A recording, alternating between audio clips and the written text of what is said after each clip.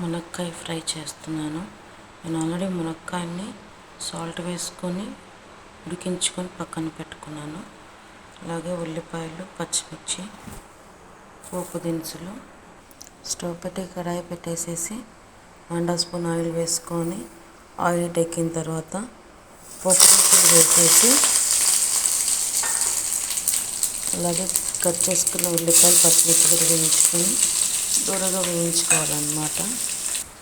ఆ మిక్సీ జార్లోకి 1 స్పూన్ జీలకర్ర,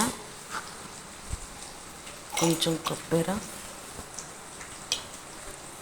2 స్పూన్లు పప్పులు, తెల్లబాయలు వేసుకొని మిక్సీ పట్టుకోవాలన్నమాట.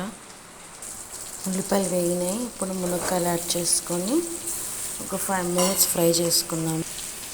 కొంచెం పసుపు, మీ రుచికి సరిపడే సాల్ట్ వేసేసుకొని అంతా ఒకసారి మిక్స్ చేసుకోవాలి. ఇలా అంతా మిక్స్ చేసుకున్నాక ఒక 5 మినిట్స్ మగ్గించుకోవాలన్నమాట.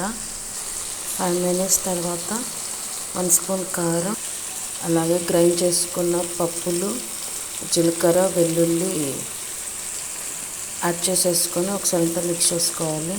అంతా ఇలా మిక్స్ చేసుకున్నాక ఇంకొక 5 మినిట్స్ మగ్గిద్దాము. మసాలాలన్నీ బాగా పట్టుకుంటాయి అన్నమాట.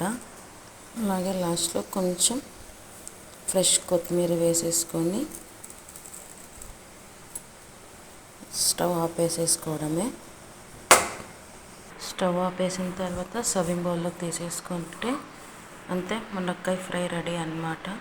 ఇది సైడ్ డిష్గా పప్పులోకి, రసంలోకి, సాంబార్లోకి చాలా బాగుంటుంది. మీరు కూడా ట్రై చేయండి. ఈ వీడియో కనుక నచ్చట్లయితే లైక్ చేయండి, షేర్ చేయండి, కామెంట్ చేయండి. పక్కన బెల్ ఉంటుంది, దాన్ని క్లిక్ చేయండి. నా ఛానల్ని ఫస్ట్ టైం చూస్తే ప్లీజ్ సబ్స్క్రైబ్ చేసుకోండి.